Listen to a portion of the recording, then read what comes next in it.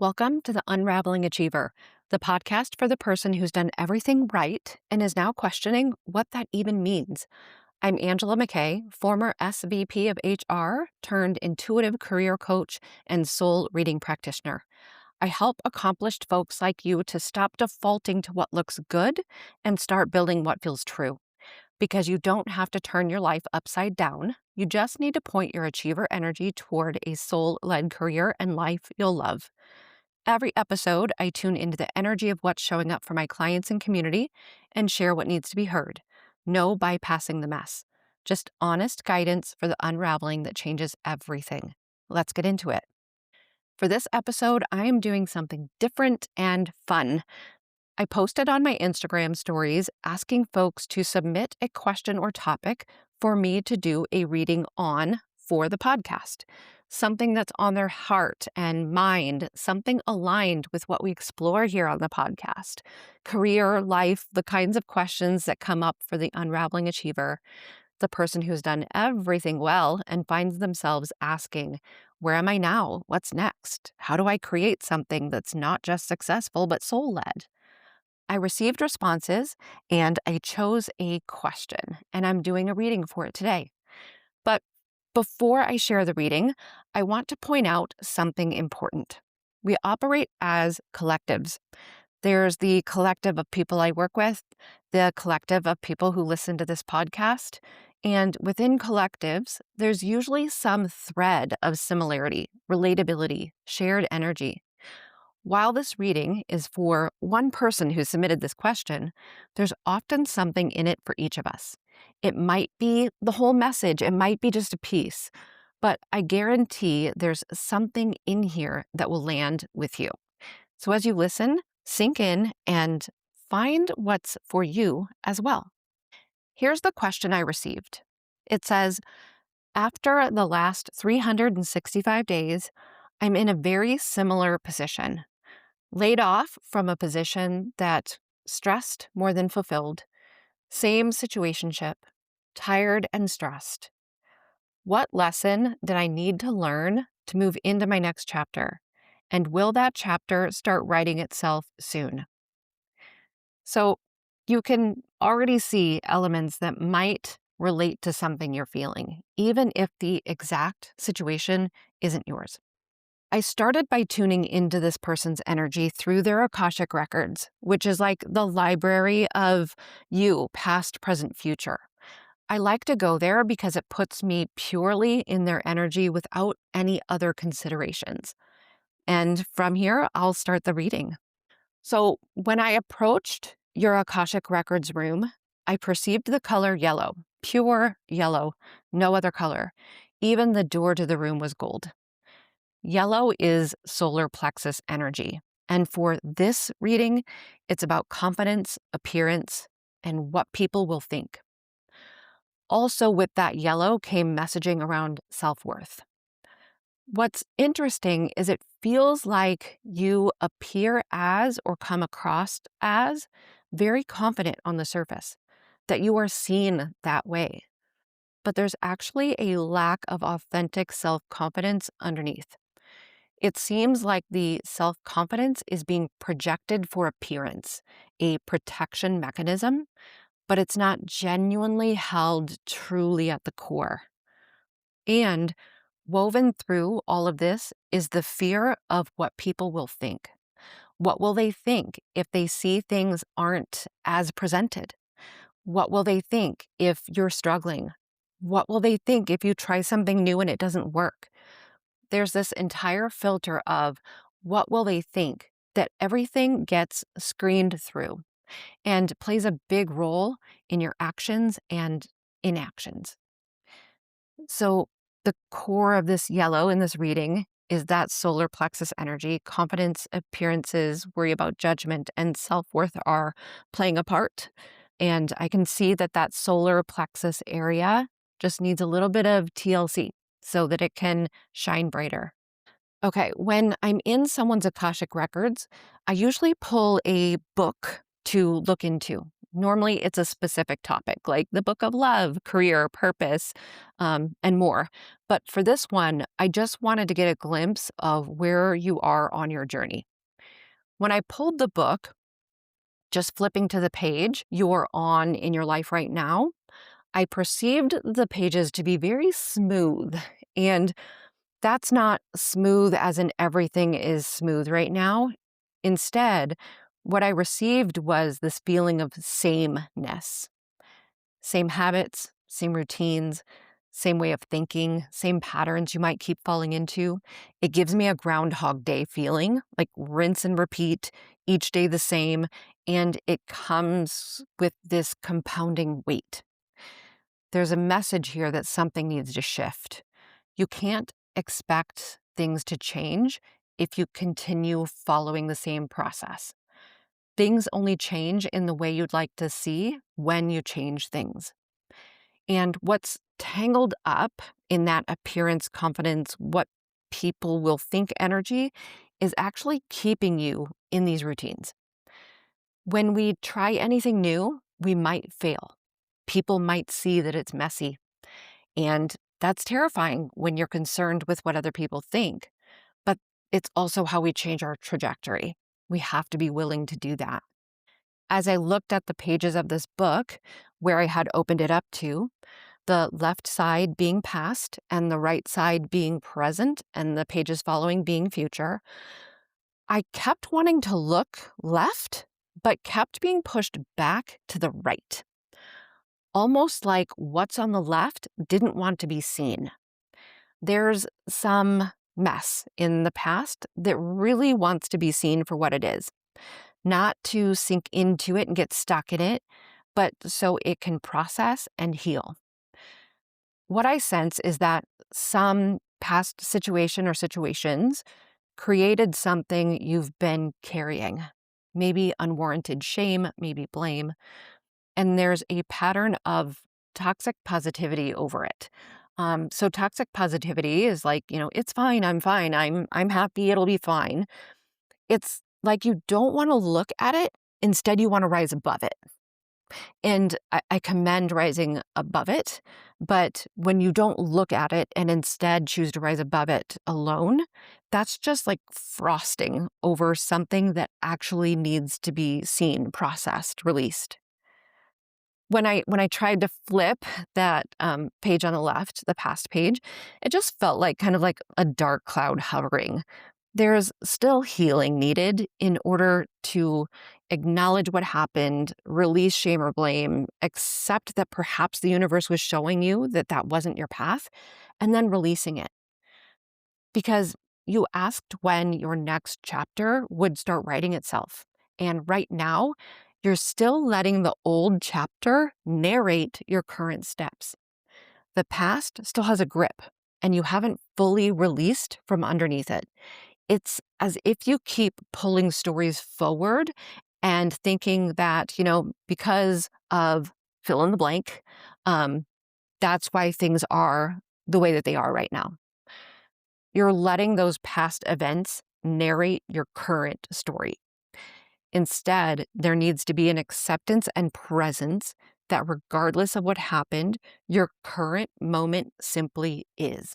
It's where you are, and maybe where you would have been no matter.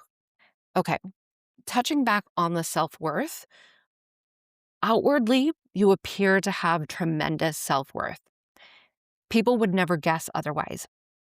But some of the current methods you use for self-worth actually have roots in vanity.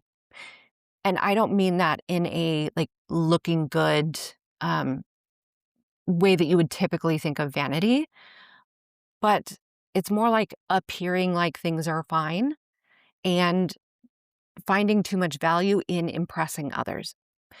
So it's vanity in the way of, here's the way I'd like for things to look, so this is what I do to keep that appearance up. These practices help you present as someone with high self-worth, but underneath them is a need to prove or protect. And that creates an energy disconnect within you. Your mind, body, and soul all know there's misalignment when you're portraying something you don't feel. This has more to do with being able to acknowledge things as they are while you still keep moving forward. So again, not getting stuck, just being honest about what's real rather than trying to maintain a persona. While I looked to the right of the book, the future, there are so many pages ahead, so much still to come. But the thing is, those pages don't write themselves. You write them. In your question, you asked if the chapter would start writing itself soon. The answer is no, because it won't write itself. You write it. This relies on you. And it connects back to those smooth pages, those same patterns. You can't write new chapters following the same routines. You might write pages, but they're going to be words on repeat. So we have both the, kind of dark cloud from the left side that keeps writing your current chapter, and really not letting you get out from underneath it until you choose to start writing a different chapter and not letting it have so much weight in your current story. And then there's this idea of those same routines, those same patterns. Um, Again, you might write pages, but they're going to be words on repeat. It's that Groundhog Day feeling that I was talking about. I think it might be helpful here to mention and clarify a bit about intuition. Intuition isn't some magical light beam that gives you instant clarity about the entire path ahead. Instead, it's these little nudges, little whims, glimmers, these pushes or pulls that call to us and require us to take action. We receive information and then we act. And when we act, we receive more information based on what we're doing. It's a constant cycle of receiving and acting. If intuition gives us a nudge and we don't act on it, it can't continue to inform us. It can't keep us aligned with our highest soul path. So for your chapter, you have to take complete ownership of writing it and kind of honor this process of the information and the action to move you in the trajectory of your soul path rather than this, Groundhog Day cycle that is happening. One last thing that I noticed as I was perceiving the book, you might appear vulnerable to yourself and others, but there's actually still a wall up. I perceive that you don't let many get even a glimpse of the mess or what you perceive to be imperfection or possible imperfection. As soon as you feel like someone might see it, as soon as there's a possible entry point for their potential judgment, that what will they think element, your protection is to keep up the appearances. So just watch out for that cycle. To close out, I pulled a couple of cards to look at the lesson and how you can start writing your next chapter. Both cards I pulled are Pentacles, the suit of practical, material, grounded energy. For the lesson that you're inside of right now, I got the Seven of Pentacles. And the Seven of Pentacles is, well, first I'll say the Pentacles journey is not like a riveting, passionate, exciting journey ever. It's really diligent, and it's one that calls on our patience, really. But the Seven in the journey of Pentacles, this is the point where something has been made, something has been grown, and it just requires our showing up for it and tending to it, not wanting to turn our back on it because we're kind of bored or over it at this point. It requires real presence and mindfulness to what it is that is going on, what it is that you are growing, what it is that you're creating, and what you want to encourage to grow. So in a garden, there's going to be weeds and pests and other things that try to hurt your garden in a way. As you are tending that garden, only you can go in and pull out the weeds, the things that don't belong, the things that don't feel good, the things that aren't great for your future. And that can be mindset, relationship, career. It can be in any place. It can be something that you can see and hold, or it could be something that is just the way that you think or approach a process. But you can weed the garden. So the lesson that you're inside of right now is what needs to be released from the past, actually seen and released, so that you can write your future without it continuing to try and overgrow your desires. Give your life a scan right now and let's see what needs to be pulled. Also, at the same time, you want to nurture what is good. So we're pulling the weeds out, but then what are you growing? What does it need? That's where you want your energy to go. What you give your energy to, what you give your focus to, is the thing that will grow. So nurture what it is that you want.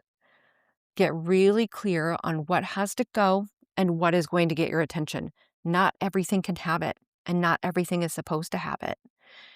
And for how you can start writing your next chapter, I received the 5 of Pentacles. This is really rooted in support. We often think we have to do everything alone. We try to prove that we can do it. We don't want to call in support because we don't want to let someone into the mess we hide behind the veil or appear like we can't handle it. But you will run yourself into the ground if you don't loosen up the hyper independence and proving. It's tiring to prove. It's tiring to not let someone support you. We are collective beings. We are built to collaborate and rely on each other to support each other. And this card is really speaking to that hidden side of yourself, that part of you that you don't want to be seen, and, how much you fear what people might think. When you don't reveal yourself or ask for support, you continue to feel drained both physically and emotionally. It takes its toll.